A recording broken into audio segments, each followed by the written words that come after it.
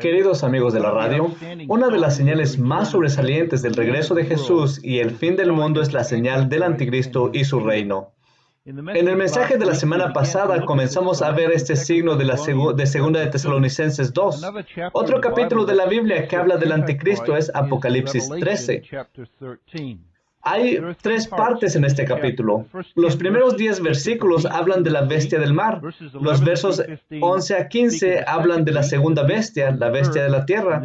Y luego los versículos 16 a 18 hablan de la marca de la bestia. En este mensaje queremos ver a los primeros 10 versículos de este capítulo, la primera sección, la bestia del mar. Luego, en los siguientes mensajes, veremos las otras partes de este capítulo. Los primeros 10 versículos de este capítulo nos describen a la bestia del mar. Él está descrito aquí en lenguaje simbólico. En el primer versículo del capítulo leemos esto, que Juan dice, me paré sobre la arena del mar y vi subir del mar una bestia que tenía 7 cabezas y 10 cuernos, y en sus cuernos 10 diademas, y sobre sus diademas un nombre blasfemo. En su visión, Juan se encuentra a la orilla del mar, y de la orilla del mar, frente a él se alza un monstruo indescriptiblemente horrible con 10 cuernos.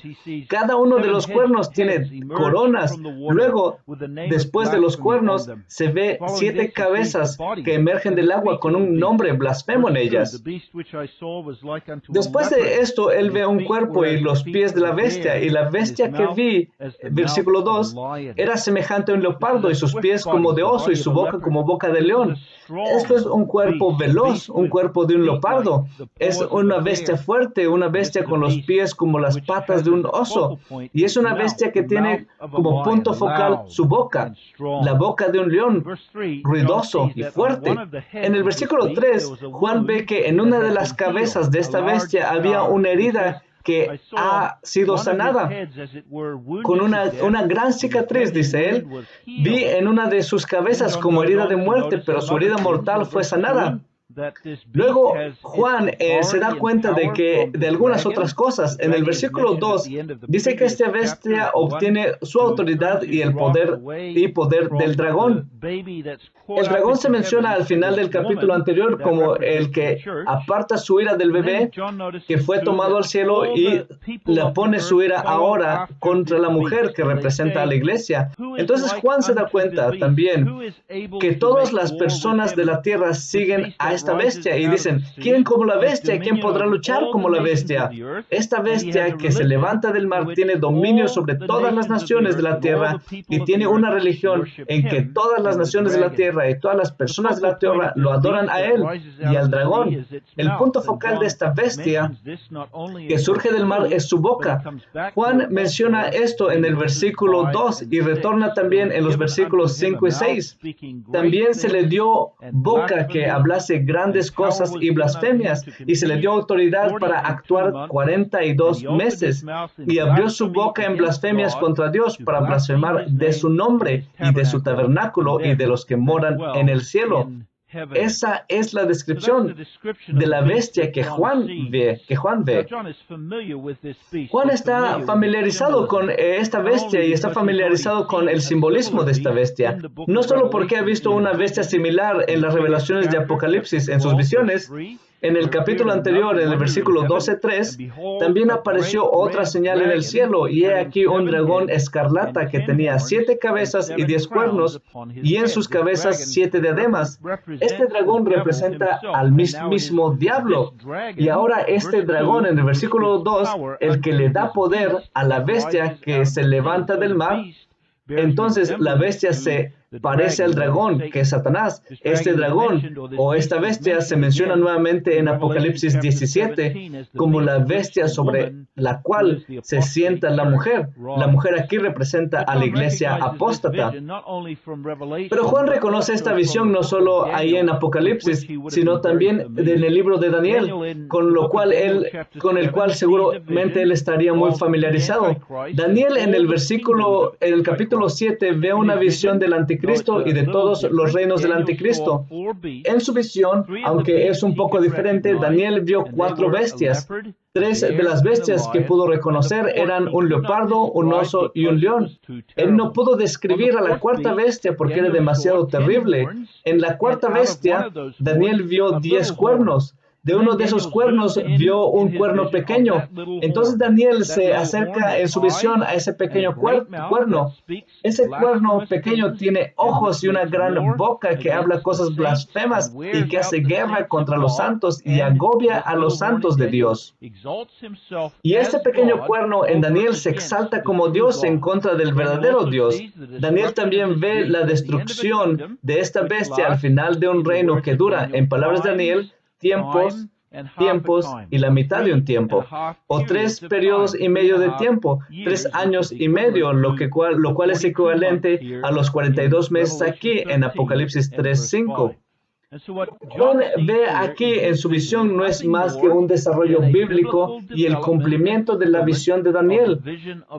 Entonces, tenemos aquí en Apocalipsis 13 una descripción clara del anticristo. Ahora lo que queremos hacer es tratar de entender el simbolismo de esta bestia que surge del mar y lo que dice sobre el anticristo en el futuro. Primero, esta bestia del mar identifica al anticristo como un gobernante político. A veces pensamos que en el anticristo como algo religioso. Ciertamente eso también se menciona aquí. Todo el mundo se maravillará ante la bestia y lo adorarán y dicen, ¿quién como la bestia? Si bien es cierto que hay un aspecto religioso para el anticristo y su reino venidero, lo cual veremos en la próxima semana con la segunda bestia, el anticristo es principalmente un gobierno político. Vemos eso en varias cosas. Primero, él surge del mar.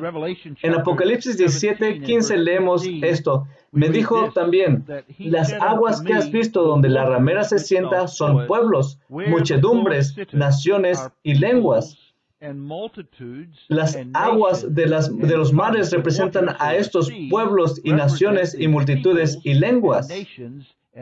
Entonces, en Isaías 57:20 leemos que porque los impíos son como el mar en tempestad que no pueden estar quietos y sus aguas arrojan cieno y lodo.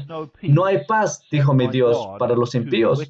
Lo que vemos es que las naciones de la tierra son tumultuosas, están llenas de agitación. Siempre hay agitaciones políticas y económicas y sociales en el mundo. Y esto es algo agitado por el orgullo y la ambición de los hombres malvados y del pecado del hombre en su corazón. De esto sale la primera bestia como poder político de las naciones. Segundo, vemos que esta bestia tiene cuernos y una corona. Un cuerno en la Escritura es un símbolo de poder. El poder que tiene esta bestia será coronado, es decir, él gobernará con su poder. Tercero, la comparación de esta bestia con la profecía de Daniel nos ayuda a ver que el anticristo será un poder político. Todas las bestias que Daniel ve en su visión fueron símbolos de los reinos terrenales que surgieron. Entonces, el anticristo será un gobernante político. Como gobernante político, en segundo lugar, vemos desde esta visión que será un gobernante universal y global, no solo un gobierno local y regional. Él será un rey con un solo reino. Sí, podrá haber reyes menores, pero cada nación y cada reino de la tierra entregará su poder y dominio al anticristo. Ahora puede pensar inmediatamente en el desarrollo en nuestros días y de las promesas de los políticos que quieren traspasar la soberanía nacional a un gobierno mundial central en un esfuerzo por obtener paz mundial. Esto es lo que el diablo quiere. En Apocalipsis 20, el diablo está atado por 1000 años. Al final de los 1000 años, él es liberado para que pueda salir y engañar a las naciones que están en la tierra y juntarlas como una contra la ciudad y la iglesia de Dios. Esto es lo que quiere el diablo, y eso es lo que sucederá cuando llegue el anticristo. Vemos esto muy claramente en la visión misma. En el versículo 3, se maravilló todo el mundo en pos de la bestia. En el versículo 7, la bestia recibe poder sobre todas las familias, lenguas y naciones de la tierra. En el versículo 8, todos los que moran en la tierra lo adoran. Eso también se ve en la visión de los 10 cuernos. 10 representa la cantidad de plenitud. Hubo 10 plagas que simbolizan la plenitud de la era de Dios en Egipto. Hay 10 mandamientos que representan la plenitud, la completud de la voluntad de Dios para con el hombre. Entonces aquí 10 cuernos representan la plenitud del poder político en la tierra, la plenitud de la autoridad. Eso nos ayuda a ver el propósito del ascenso y la llegada del anticristo. Su reino será la culminación de todos los poderes del mundo del pasado. El anticristo logrará algo en su reino que nunca ha podido alcanzarse a lo largo de la historia, aunque una y otra vez la gente lo ha intentado. Vean un contraste aquí con la visión de Daniel. Daniel vio a estas 4 bestias viniendo una por una tras otra.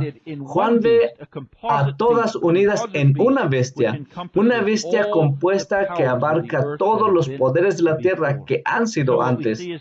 Entonces lo que vemos es que el anticristo tendrá éxito en establecer un reino mundial. Todo el mundo se maravillará en pos de la bestia.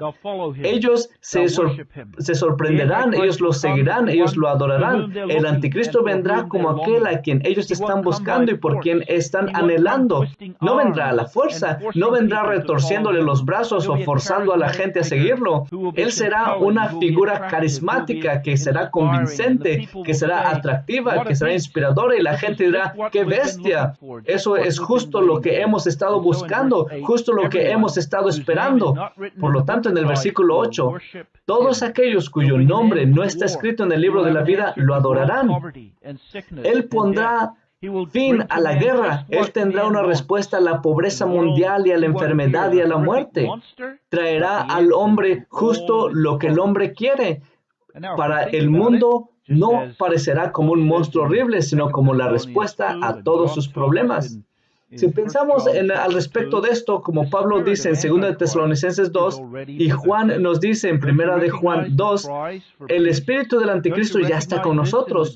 ¿No reconocen estos gritos de paz? ¿No reconocen esto en la dependencia de las personas, en la asistencia del gobierno, la ayuda y el bienestar? ¿No ve esto en la religión que exalta al hombre en contra de Dios y el verdadero evangelio? ¿No ve esto en la búsqueda de una moralidad y paz universal y un sistema económico que responda a todas las necesidades y satisfaga todas las necesidades de todos en el mundo? ¿No ve esto en el grito de los gobiernos de la tierra por una paz mundial? Esta es la venida del reino del anticristo. Y el anticristo, cuando llegue, le dará al hombre lo que él busca. De hecho, como veremos más adelante, su número es el número de hombre, 666. Pero vemos aquí también que cuando venga el anticristo, vendrá como un adversario a Cristo y adversario de la iglesia de Dios. No vendrá tanto para promover al hombre, no está tan interesado en las personas y en el progreso de la raza humana. Después de todo, él representa al dragón y al demonio y es una bestia y él viene principalmente en oposición a Cristo y al evangelismo. Su trabajo es oponerse con todas sus fuerzas y principalmente a todo lo que Dios representa en la tierra. Lo vemos aquí en el texto, se le da un nombre de blasfemia. En el versículo 12, el nombre de blasfemia está en su cabeza.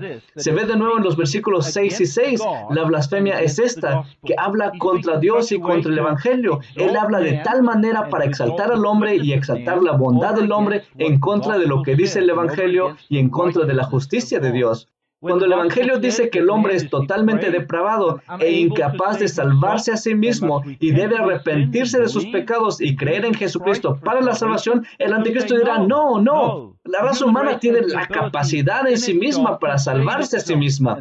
Eso es blasfemia. Cuando el Evangelio exalta a Dios y la obra soberana de la salvación, Él dirá, no, el hombre puede salvarse a sí mismo por su propia voluntad. Al final, su blasfemia será esta, que afirmará que Él mismo es Dios. Él dirá, yo soy el Rey de Reyes, yo soy a quien deben adorar. Él tendrá un letrero que diga a todos, yo soy Dios. En el 2 de Tesalonicenses 2 dice que Él se erigirá en el templo de Dios como si fuera Dios a quien se debe adorar. Esta es la abominación desoladora de la que habla tanto Daniel como Jesús. Y esta es la razón por la que se le llama bestia. No es su fealdad lo que lo convierte en una bestia, sino que en su naturaleza interior es una bestia porque se opone a Dios y sigue al dragón y al diablo y devora a los santos y destruirá a la iglesia de Dios. Al final, aquí es donde dirigirá su odio. Al final del capítulo 12, en el versículo 17, el dragón se vuelve contra la mujer. Ahora, es este dragón el que habilita a la bestia para que en el versículo 7 de la visión, que se le dé de hacer guerra contra los santos y vencerlos. Este será su objetivo, perseguir al pueblo de Dios. Una vez más, en esto, como en el establecimiento de su reino, parecerá que Él tendrá un gran éxito. Sí, será una tarea inmensa reunir a todas las naciones de la tierra. Será una tarea inmensa unir a todas las religiones y todos los grupos étnicos de la tierra y lograr que cooperen en la persecución al pueblo de Dios. Pero eso tomará mucho trabajo y gran poder, pero el anticristo lo logrará. Lo vemos esto aquí en el pasaje. En el versículo 3, la herida en su cabeza ha sido curada. Este no es el único lugar donde se encuentra este pasaje. Se repite en los versículos 12 y 14. La bestia que fue herida fue sanada y vivió. Esta herida representa una detención o una permanencia del deseo de Satanás por gobernar a todas las naciones de la tierra. Eso es lo que representa la herida. Probablemente esa es la herida que Dios infligió a las naciones de la tierra en Génesis 11, en la Torre de Babel, cuando todas las personas se juntaron y decidieron que se unirían y permanecerían en un lugar y se harían un nombre para ellos mismos, construyeron una torre que subía hasta el cielo, y Dios dijo, mirando hacia abajo desde el cielo, el pueblo es uno, su lenguaje es uno, y con todo esto comenzarán, y nada podrá detenerlos, y nada les será restringido. Entonces Dios confundió su lenguaje, y Él dispersó a las naciones. Nunca desde Babel se han unido todas las naciones juntas bajo un solo poder. Esa fue la herida de la bestia. Ese fue el golpe de muerte que frustró el intento del diablo de unir a las naciones de la tierra contra Jesucristo. Pero ahora, esta herida, como vemos en la visión aquí, es sanada. Lo que manifiesta la curación de eso más que cualquier otra cosa es la capacidad de las naciones de la tierra para comunicarse de manera pacífica los unos con los otros. Esto es lo que se detuvo en la Torre de Babel, pero ahora esto se restablece. Ciertamente podemos verlo. No hay un idioma en toda la tierra, un solo idioma, pero hay una capacidad masiva de comunicarse en un instante de tiempo a través de cables y tecnología.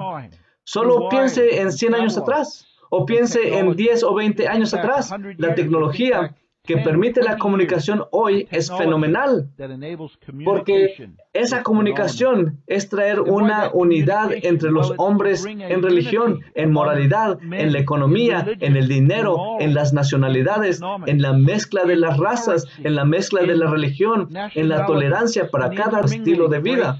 Si miran al mundo el día de hoy, piensen desde ese punto de vista que nunca ha habido tal interdependencia y tal unidad de las naciones de la tierra. Solo piensen en cosas como las finanzas, el comercio, la moneda, los viajes. Todo el mundo se une como uno. La herida de la bestia está siendo sanada. Cuando llegue el anticristo, unirá a todo el mundo como uno en la guerra contra el pueblo de Dios para abatirlos y hacer todo lo que está a su alcance para destruir el testimonio del Evangelio y de Jesucristo.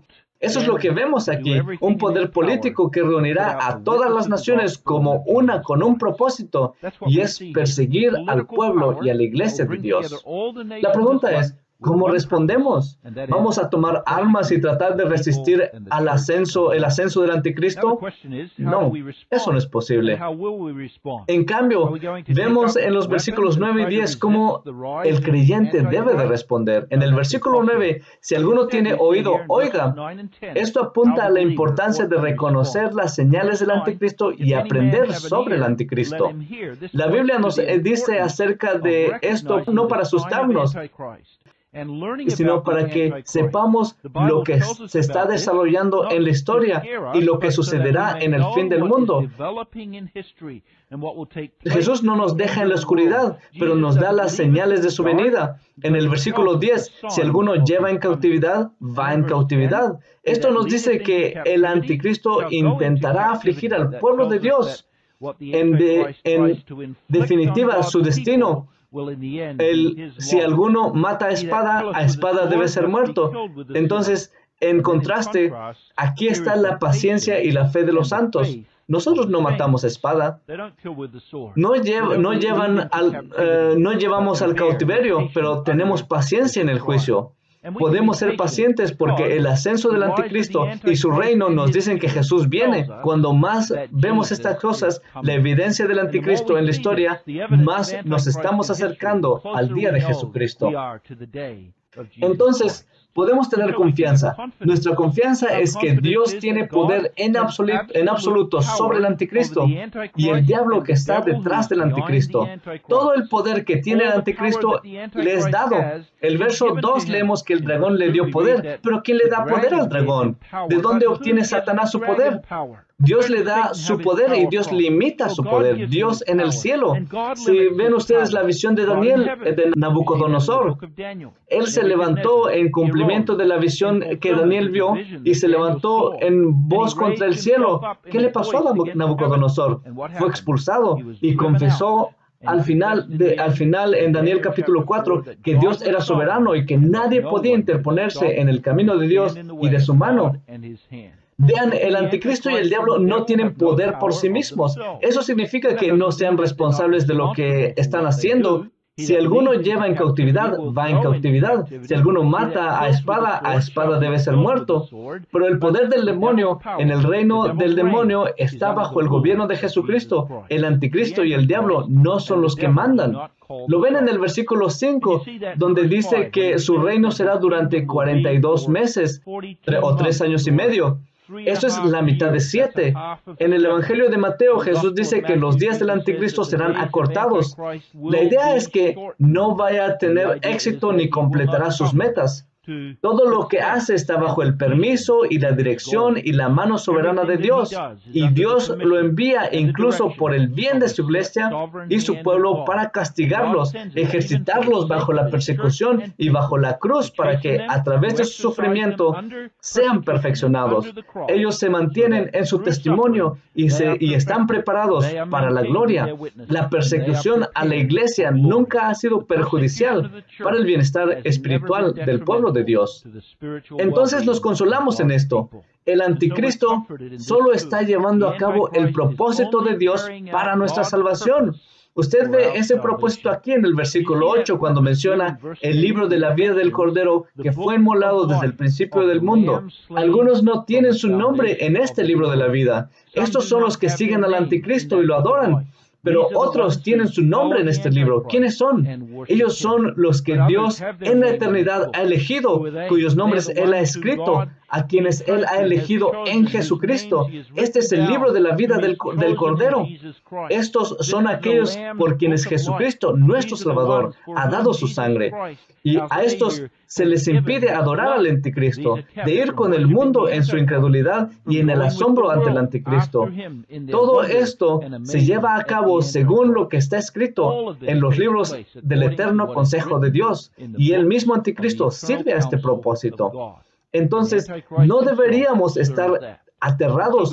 Nuestros nombres están escritos en el libro de la vida, en el libro del Cordero inmolado, cuya sangre no puede removerse, quien ha logrado nuestra salvación. Encontramos nuestro consuelo en el consejo de Dios y en la cruz de Jesucristo. Todo lo que sucede debe servir al consejo de Dios y nuestra salvación. Cuando pensamos en el anticristo como una bestia, no lo miremos a él, sino miremos al Salvador. Miremos al que es el Cordero. Pongamos nuestra fe en él y adoremos a él y sigamos esperando y anhelando el día de su regreso. Ven, Señor Jesús. Sí, ven pronto. Padre, te agradecemos por esta hermosa visión. Una visión que nos dice que no solo sobre lo que ocurrirá en la tierra, sino también sobre el dominio de Jesucristo, sobre todas las cosas, incluso sobre el diablo y el anticristo mismo. Oramos, sí, ven, Señor Jesús. Amén.